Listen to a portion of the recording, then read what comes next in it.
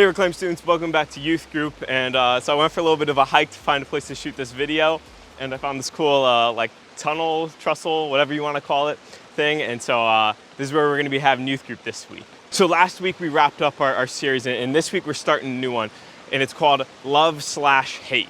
We live in a world where love and hate, these words, we use them really loosely, right? You know, maybe you're over there saying, oh, I love Lucky Charms cereal. Or like, yo, I hate Justin Bieber. Or maybe you're over there and you say, I love the Marvel movies, or I hate cats. And you get it, right? We live in a love or hate kind of culture. You know, love, it's a really big deal to us. You know, love is a big deal to us. Most of the big movies that are coming out, love plays a big part in their storyline. And most of the songs that are coming out on the radio, they have to do with love. In fact, the National Retail Federation says that Americans alone spend $20.7 billion on Valentine's Day. And in the church, we talk about how God loves you and that we should love one another. But on the other hand, we live in a culture that loves to hate on people. You know, we make fun of celebrities and TikTok stars. If I said the name Jake or Logan Paul, you'd probably have a feeling of anger, hatred towards them. Or maybe you like them. We even hate on the people in our lives, you know. We say mean things about them, but, you know, in private group chats, of course, you know, we're not gonna be saying that stuff out loud, you know. But most of us, we have opinions on everything and on everyone. So if love is such a big deal in our lives, why does hate, and specifically hating people, seem to be so natural for us in our lives? So there's a lot of different ways that people can hate other people, but since we have a limited amount of time this week, we're just gonna be focusing on one right now, and that's gossip. So you may be like, look, I don't talk about other people, but I know other people who talk about others. And, you know, like they do it all the time. But the truth is, we all gossip at some point or another. So I think that the first big reason we do this is based on our own insecurities. You know, we don't like something about us, so we try and tear someone else down to make ourselves feel better. Next, I mean, honestly, it's sort of easy bonding. Like, what better way to get a part of the group than telling them something horrible about someone that they don't like?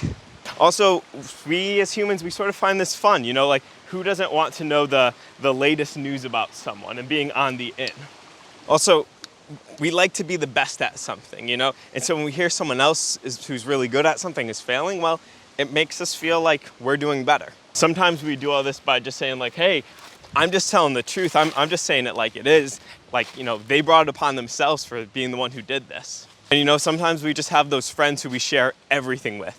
And that everything includes, well, what everyone we know is doing, good and bad. And so you might think that I'm calling teenagers out for gossiping right now, but the truth is that this doesn't like just magically change once you turn 18. You know, adults, they could be just as bad and sometimes worse than teenagers. You know, we all know adults, teachers, coaches, and whoever else who, they just share a little bit too much. And this isn't a guy or girl thing either, you know. Sometimes we use different phrases, like guys might say, oh, we're just trash talking, and girls might use the phrase gossip or spilling the tea a little bit more. And it seems like it's something that everyone enjoys. You know, there's podcasts and TV shows and magazines where the sole purpose of it is to talk about other people's lives and gossip about them. And with phones where we can text and use social media, there's just so many more opportunities to gossip about other people. But let me ask you this. Isn't it true that it seems natural Hey.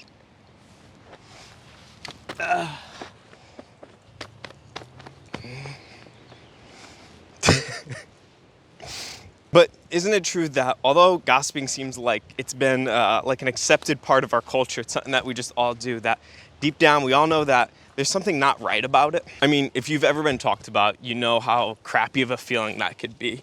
And it's not fun when you're the subject of other people's conversations, especially when they don't even have all the details right. And I don't know about you, but the only time I want people talking about me behind my back is when they're saying good things about me. You know, anything else, it's just gonna hurt. And so there was this guy thousands of years ago who he wrote about, well, this exact topic.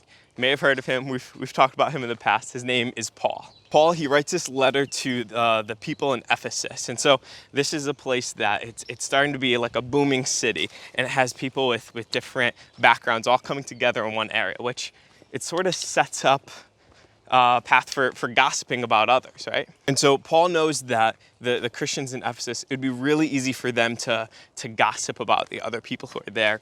And so he writes this letter to them, warning them about this. In Ephesians 4:29a, he writes about how we as Christians, we should live uniquely. And he says here, do not let any unwholesome talk come out of your mouths.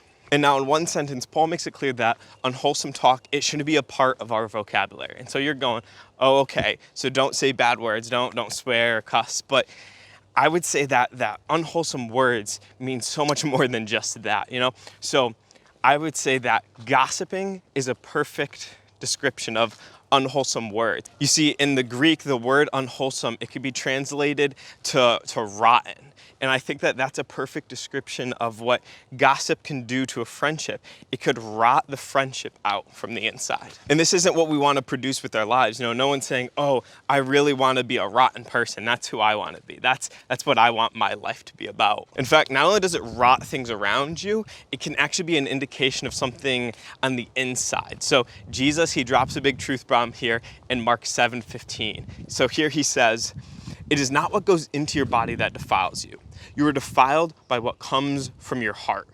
According to Jesus here, what comes out of you is a really big indicator of who you are on the inside. You see, it's more than just the words you speak, it's the motivation behind that. It's your heart in all of this. So let's get back to Paul as he gives us an alternative to this unwholesome talk of gossip. Ephesians 4:29 says, do not let any unwholesome talk come out of your mouths, but only what is helpful for building others up according to their needs, that it may benefit those who listen. In other words, when you're thinking about gossiping about someone, when you choose to do that, you're saying that they matter less than you do. But when you choose to not, you're respecting them and saying that they have value. And look, I get it. This is a lot easier said than done. You know, in a world where people gossip all the time for fun, for entertainment. Some people literally, that is their job, is to gossip and talk about other people in a negative way. I know that it could be hard not to, but I also know that it could be one of the best decisions you make, because what you say about other people, it says a lot about you. And so think about it. You know, people who they trash talk their friends, they spread rumors, they always have a mean joke to say about someone else. When you think about that person and that part of them, it seems like that hating people is what they're about. Now, think about someone who refuses to gossip. When someone brings up someone else's name and says something that isn't initially nice about them right off the bat, they just cut off the conversation right away. Think about that person and what they stand for. And the chances are that right now, the person you're thinking about is someone who you like, someone that makes you feel secure about who you are, that you're not worried about them talking trash about you behind your back, or if you tell them something secretive that they're gonna go and spread it to everyone else. And you see, this is actually a really rare trait to see in someone who truly lives a life where they avoid gossip and they cut it off. And so there's one person in my life who really comes to mind when I think about this. And now, I didn't ask him if I can share the story, but I think he'll be okay with it. And that's Brandon, actually. So whenever someone starts bringing up a conversation about someone else and saying something about them, whether it's not even negative, it's just something that's happening in their life, but it's not other people's business, he immediately cuts it off to the point that sometimes it's like a little awkward, but he just has a no-nonsense gossip policy. And until you really see what that's like lived out, it just seems like it's the norm to gossip about people. When you find someone who you know cuts off any negative talk about people who aren't there, you know that you can talk to them honestly. And so now you have a choice. Who do you want to be? Do you want to be that person who's known for gossiping, who's known for spreading hate? Or do you want to be the person who's known for cutting it out and saying, no, I'm not about that life, and what that will say about you? And so we can decide to seek the kind of reputation that Paul talked about. One where we're known as someone who uses words to build someone up and make them a priority, not to tear them down and say that they're less. And do this, we simply choose love over hate. And so think of it this way. Let love be what you're about. So for all the things that we could be known for, let's start with the thing that Jesus said was the greatest: love. So whenever someone teaches something about a better way to live, I say, that's great, but how? And so I really like having the part where after we talk about something like this, we talk about what next? What do we do to start living this out? And so when we try to live this truth out, it starts way before the words start to hit our mouth. It starts with us deciding that we're going to care about other people no matter what they say. And from there, it transfers into words. So, we all have a filter system of thoughts that we think about before we actually say something. And maybe we're not aware of it, and we probably would never admit this, but before we say something, we have a few questions that we ask ourselves before we say it. These are things like, will saying this make me look funny? Will it make me look cool? Will it make me look smart? Is it mostly true? We run it through filters like this. And if we're being honest, these filters, they often lead to unwholesome talk, to rotting talk. And before we know it, something rotting is spreading throughout our relationships. And so we need a new filter, a new question to run things by before we want to say things about other people. And I think Paul gives us the perfect question to run these thoughts through. When we're going to speak about someone else, instead of thinking how it's going to make us look, we should ask the question, is this helpful? So before you and I start saying anything, we should really run that through this filter. Is this helpful? Is this going to build someone up and make them into someone better, or is it going to tear them down?